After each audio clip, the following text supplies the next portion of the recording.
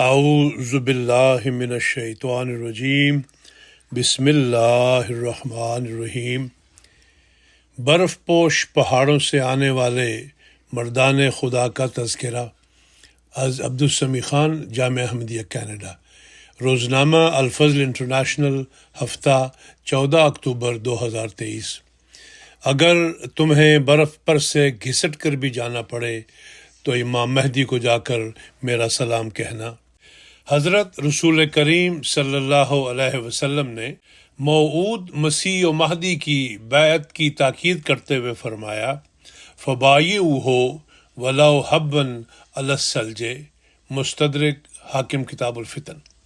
یعنی جب تم اسے دیکھو تو اس کی ضرور بیعت کرنا، خواہ تمہیں برف کے تودوں پر گھٹنوں کے بل بھی جانا پڑے، کیونکہ وہ خدا کا خلیفہ مہدی ہوگا۔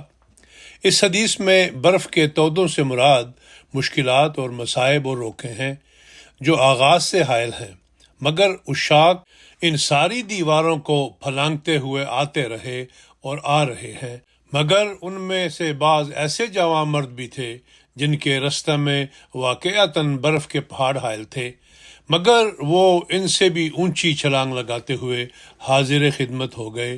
ان میں سے ایک گھرانہ ترکستان کا بھی ہے، حاجی جواد اللہ صاحب اور ان کا خاندان۔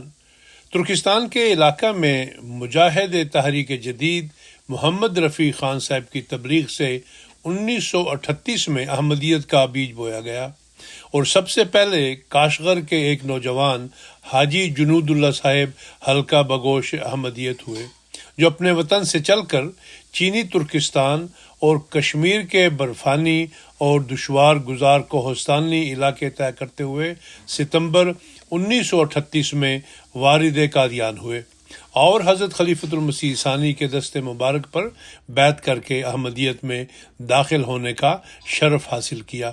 الفضل 12 اکتوبر 1959۔ حاجی جنود اللہ صاحب کاشغر کے ایک ایسے مقتدر خاندان سے تعلق رکھتے تھے جس کا شمار دہلی کے چوٹی کے معزز خاندانوں میں ہوتا تھا، مگر کمیونزم کی وجہ سے اس خاندان کی ظاہری شان و شوکت خاک میں مل گئی، مگر خدا نے امام وقت کی بیعت کی توفیق دے کر انہیں عظیم روحانی عظمت عطا فرمائی۔ حاجی صاحب موصوف کی اپنے وطن سے روانگی ایسے موسم میں ہوئی جب برف پگھلنی شروع ہو گئی تھی۔ آپ پیدل چلتے ہوئے کئی بار گلے تک برف میں دھس گئے۔ ان خطرات اور مصائب کے علاوہ کئی ماہ کے اس لمبے سفر کے اخراجات اور راہداری اور پاسپورٹ کے ملنے کی تکالیف کو برداشت کرتے ہوئے اللہ تعالیٰ کے رحم و کرم سے آخر منزل مقصود تک پہنچ گئے۔ حاجی صاحب کے ساتھ ان کی معمر والدہ اور ہمشیرہ بھی آنا چاہتی تھیں، لیکن پاسپورٹ دستیاب نہ ہونے کی وجہ سے رک گئیں۔ حاجی صاحب کے وارد قادیان ہونے کے بعد اللہ تعالیٰ کا فضل ہوا اور حضرت مسلم موعود کی دعاؤں کی برکت سے ان کو بھی پاسپورٹ مل گیا، اور وہ بھی 18 اکتوبر 1938 کو ایک دوسرے قافلہ کے ہمراہ قادیان کے لیے روانہ ہو گئیں اور بذریعہ تار اپنی روانگی کی اطلاع حاجی صاحب کو دی۔ اس پر حاجی صاحب قادیان سے گلگت کی طرف روانہ ہو گئے۔ حاجی صاحب قادیان سے گلگت تک 14-15 روز کا سفر 8-9 روز میں طے کر کے پہنچے تو معلوم ہوا کہ آپ کی والدہ اور ہمشیرہ ترکستان سے آنے والے پہلے قافلہ سے رہ گئی ہیں۔ اس پر آپ گلگت سے روانہ ہو گئے۔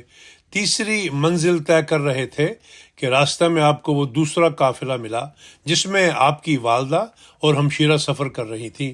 حاجی صاحب بیان کرتے ہیں کہ جس وقت اس قافلہ کو میں نے دیکھا تو خیال کیا کہ ممکن ہے یہ وہی قافلہ ہو جس کے ہمراہ میری والدہ اور ہمشیرہ آ رہی ہیں، اور جب آپ نے قافلہ کے افراد پر نگاہ ڈالی تو پہاڑ کی چوٹی پر 2 سیاہ برقع پوش سوار نظر آئے جن کے گھوڑوں کی لگامیں 2 کرایہ کشوں نے تھامی ہوئی تھیں۔ قافلہ کے نزدیک پہنچنے پر جب انہوں نے دریافت کیا تو معلوم ہوا کہ واقعی ان کی والدہ اور ہمشیرہ ہی ہیں۔ یہ 24 نومبر 1938 کی تاریخ اور عید الفطر کا مبارک دن تھا، مگر جب آپ گلگت پہنچے تو معلوم ہوا کہ کشمیر کی طرف جانے کا راستہ برف باری کی وجہ سے بند ہو چکا ہے۔ آپ نے گلگت میں 10 روز قیام کیا، اس کے بعد اپنی والدہ و ہمشیرہ کو لے کر 11 دن میں چترال پہنچے۔ یہ تمام سفر بھی گھوڑوں پر کیا گیا۔ چترال میں 5-6 روز ٹھہرنے کے بعد بذریعہ لاری مالاکن اور درگئی کی طرف چل پڑے، اور جب عشرت نام ایک پڑاؤ تک پہنچے تو پشاور سے آنے والے ایک سرکاری افسر سے معلوم ہوا کہ برف باری کی وجہ سے دیر اور درگئی کا راستہ سخت خطرناک اور ناقابل عبور ہے۔ نیز اس افسر نے کہا کہ میں ایک 100 کلی کے ساتھ بڑی مشکل سے پہنچا ہوں۔ آپ کے قافلہ میں تو چھوٹے چھوٹے بچے بھی ہیں۔ راستہ میں 25-25 فٹ برف پڑی ہے اور پیدل چلنے کے سوا چارہ نہیں، اس لیے آپ واپس دروش چلیں۔ وہاں سے آپ کے لیے جلال آباد والے راستہ سے انتظام کر دیا جائے گا۔ آخر 25 میل واپس ہو کر دروش نامی پڑاؤ میں آ ٹھہرے، لیکن 15 روز تک انتظار کرنے کے بعد معلوم ہوا کہ کسی دوسرے راستہ سے جانے کا امکان نہیں، اور بہر صورت واپسی والے راستہ ہی کو طے کرنا پڑے گا۔ آخر اسی راستہ پر دوبارہ چل کھڑے ہوئے اور پہلے اسرات اور پھر 6 میل کا سفر پیدل برف پر طے کر کے شام کے وقت زیارت نامی پڑاؤ پر پہنچے۔ اگلے دن کا سفر نہایت ہی مشکل تھا، کیونکہ 6-7 میل کی چڑھائی تھی اور برف نے راستوں کو زیادہ دشوار گزار بنا دیا تھا، لیکن سوائے اس کے کوئی چارہ بھی نہ تھا۔ آخر صبح 3 کلیوں اور حاجی صاحب کی مدد سے ان کی والدہ اور ہمشیرہ نے پہاڑ پر چڑھنا شروع کیا۔ دوسرے افراد کے علاوہ قافلہ کے ساتھ بھی 22 کلی تھے۔ برف بہت گہری تھی۔ بسد مشکل صبح سے لے کر ظہر تک پہاڑ کی چوٹی پر پہنچے۔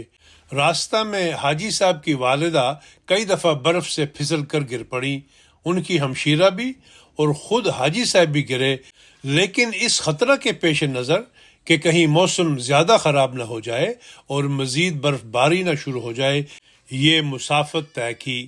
حاجی جنود اللہ صاحب کا بیان ہے کہ اس سے زیادہ سخت دن ہم پر کم آیا ہوگا۔ آخر پہاڑ کی چوٹی پر پہنچ کر کچھ دیر آرام کیا اور آگ جلا کر گرمی حاصل کی، پھر تمام قافلہ 9 میل کی اترائی کی طرف روانہ ہوا۔ جس طرح چڑھائی سخت مشکل تھی، اسی طرح برف پر جو ڈھلوان تھی اس میں اترنا اس سے بھی زیادہ مشکل تھا۔ حاجی صاحب کی والدہ صاحبہ اب چلنے سے بالکل عاجز آ گئیں، اس لیے کلیوں نے ان کو اٹھا کر اتارنا شروع کیا۔ جوں جوں رات قریب ہوتی جاتی تھی، خطرہ بڑھتا جاتا تھا۔ آخر جوں توں کر کے بخیر و عافیت رات کو اگلی منزل گوجر پڑاؤ پہنچ گئے، لیکن رات کو حاجی صاحب کی والدہ کو سفر کی بے حد تکلیف کی وجہ سے بخار، سردی اور تمام بدن میں دردیں شروع ہو گئیں اور بعد کا سفر مشکل نظر آنے لگا۔ حاجی صاحب رات بھر اپنی والدہ صاحبہ کی تیمارداری میں مصروف رہے۔ صبح تک ان کی طبیعت قدرے بحال ہو گئی اور وہ تھوڑا بہت سفر کے قابل ہو گئی۔ گوجر پڑاؤ سے چل کر 2-3 میل کے فاصلہ پر گھوڑوں کی سواری مل گئی۔ یہ قافلہ ریاست دیر میں پہنچا۔ یہاں رات آرام سے بسر کر کے صبح 12 جنوری 1939 کو لاری پر درگئی پہنچ گئے۔ وہاں سے ریل پر سوار ہو کر 13 جنوری کو امرتسر آ پہنچے اور 14 جنوری کی صبح قادیان دارالامان میں وارد ہوئے۔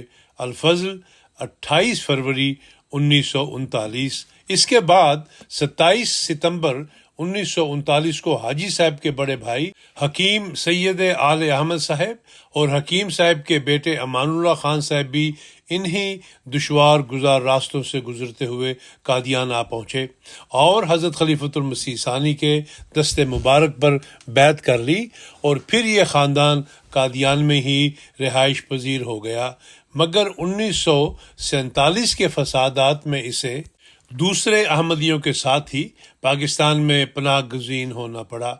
پاکستان آ کر حاجی جنود اللہ صاحب نے سرگودا میں بود و باش اختیار کر لی۔ سید عبد الرحیم صاحب اس راہ وفا کے ایک اور مسافر سید عبد الرحیم صاحب تھے، جو مانسہرہ کے قریب پھگلا کی وادی میں آباد تھے۔ آپ 1887 میں پیدا ہوئے۔ طبیہ کالج لاہور سے حکمت کی تعلیم حاصل کی اور خوب خدمت خلق کی۔ آپ چونکہ سعید فطرت تھے، اس لیے خدا تعالیٰ نے آپ کو احمدیت کو قبول کرنے کی توفیق عطا فرمائی۔ اس کا موقع یوں پیدا ہوا کہ آپ کے گاؤں میں ایک احمدی نوجوان عبد الرؤوف صاحب آئے تو آپ ان کے مناظرات اور مجالس میں شامل ہونے لگے۔ آپ جلد احمدیت کی صداقت کے قائل ہو گئے۔ آپ کے ایک استاد تھے جن سے آپ نے قرآن و حدیث کا علم حاصل کیا تھا، ان سے آپ نے احمدیہ نقطہ نظر کا ذکر کیا تو انہوں نے بھی اس کے صحیح ہونے کی تصدیق کی۔ اس کے ساتھ ہی انہوں نے یہ بھی کہا کہ احمدیہ موقف ٹھیک ہے لیکن ہم پبلک کے سامنے اسے تسلیم نہیں کر سکتے۔ آپ نے اس واقعہ کا ذکر اپنے چچا سے کیا تو انہوں نے بجائے آپ کا ساتھ دینے کے آپ کو ڈانٹا۔